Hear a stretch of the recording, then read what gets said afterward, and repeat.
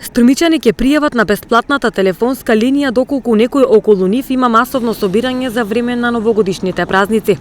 За време на новогодишната ноќ полицијата ќе чека анонимни дојави, а инспекторите се подготвуваат за засилени контроли, се со цел да се избегнат журки и славења по викендици и домовите.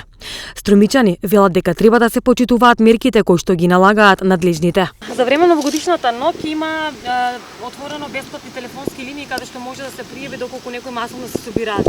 Дали вие би пријавиле? Ќе пријаваме. Ќе пријаваме, ако има такво нешто ќе пријаваме.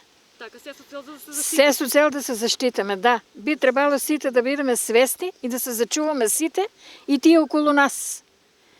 Би пријавиле, само да чуваме, да видиме. Не би пријавила. Пребидејќи не сакам да имам конфликт со комшиите таму. Гледаме, запознани сме, слушаме на телевизија, сите повеќе гледаме. Запознани сме усе. Ќе пријаваме, зашо да не? Не треба да се збираме. Треба да почитаваме што се говори, здравството. Катастрофа биде. Ќе почитаваме што препорачат сите мерки. Да. Па може би, да. Би пријавиле, така? Да.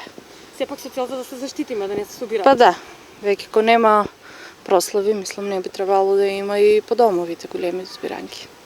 Да. Зашто би пријавиле? Зашто има корона.